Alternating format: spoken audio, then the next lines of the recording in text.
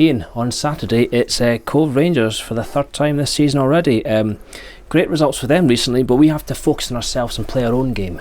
Yeah, we do. It's about us being the home team as well. We have to go into the game confident. I think the players are confident enough at training and showing in games that they're confident enough, taking the ball under pressure at times as well, which is really good. Part of the progress of being a good player and becoming a good team. Cove come down here on the back of two really good results. 2 home games against Arbroath and Dundee, and done fantastically well to get 6 points. So they come down here full of confidence, exactly what I said after the game last week. No entitlement in this game. You have to earn every point you get, every win you get, and it's not easy. Yeah, and a point that was made in the mainstream press, familiarity between the two teams, it means a lot, but it works in both ways, doesn't it?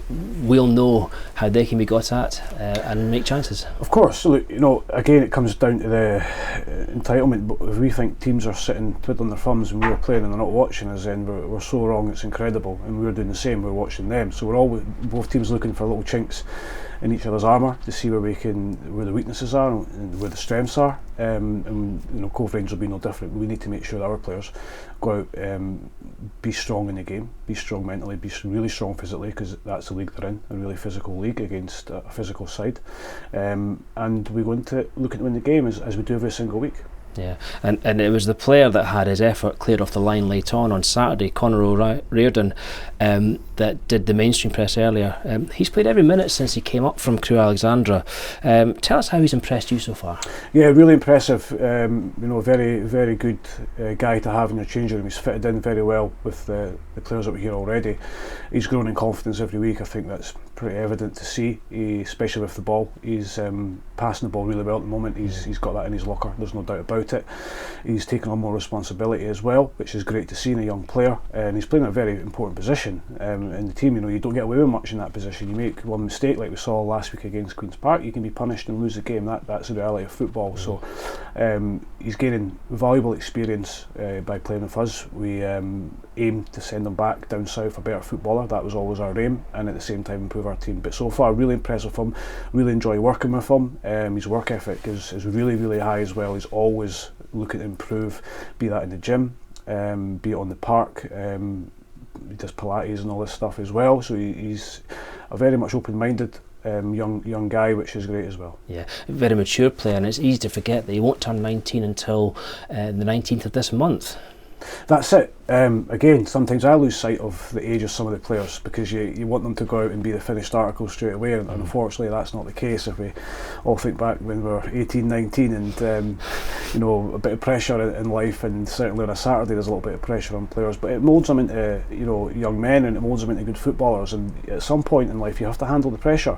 It's no different for a footballer. They have to go out and handle the pressure. There'll be days when it doesn't go for them. There'll be days they're extremely high after a good result or good performance, but it's about maintaining focus and looking towards the next one. The best players in the world don't think about what they've done, they think about what they can do next, and try to get that mentality into players is very difficult, but when it comes to fruition it's very rewarding as well. Yeah, so, and the first quarter of this season's already been and went, bar that postponed game at Arbroath. Your summary all round of that first quarter? Yeah, we've had a mixed bag of results, which is obviously the main thing for most supporters, which I totally understand. I've been impressed with the progress of the team. I think we played very well last week at Queen's Park. Didn't deserve to lose the game, but we did. That's football. That's the harsh reality of this league. Very unforgiving at both ends of the park. But I see a lot of good players, that's for sure. I see a lot of good, hungry players, young players who are learning every training session, learning every week. And yes, we want to be higher up the league. Yes, we want to have more wins under our belt, but we're not that far away. If we look back to, I said it before last week's defeat, even the games we've won, very, very close games in this league. I watched another game on Tuesday night that was very, very close, 2-1. Literally not a lot separating the teams. And that's the league. Everybody can beat everyone. We saw it with the midweek results, how quickly it can go in your favour and how quickly it can turn against you. So we just got to go and believe in ourselves a little bit more in front of goal, make a wee bit better decisions as well, be a little bit more ruthless, be a little bit nastier at times as well. And I don't mean that by going around kicking people or elbowing them in the face, because anybody can do that. I mean by being the ruthless by getting that one chance in the game and putting it away, and that's what we try to aim to do. And of course, with those players returning from injury, Ross and Brad, this team is getting stronger. How are the other two, Louis Vaughan and Tom Lang, doing? Yeah, our squad's getting there. It's taking time. Obviously, getting Brad and Ross back's a huge thing for us. Both very, very good in training this past week. Really seen them take responsibility as well and demanding of other players and pushing other players on, which is vitally important. It can't always come from the sidelines. It has to come on the park, and they're two players that certainly know how to do that, and they've got good experience. Thomas again, doing really well. He's progressing really well. It's as we know, it was a serious injury that he took, but he's miles ahead of schedule. Still looking probably at the end of October, start of November when we really see him back on the pitch. Lewis is slightly ahead of that. He's very hungry to get back. He's done a little bit of training with us, non-contact. We can't put him into contact quite yet. Maybe that's something for the tail end of next week, and then we aim to get a game arranged, probably to be honest, for Lewis to get him back on the pitch and get him used to playing football again.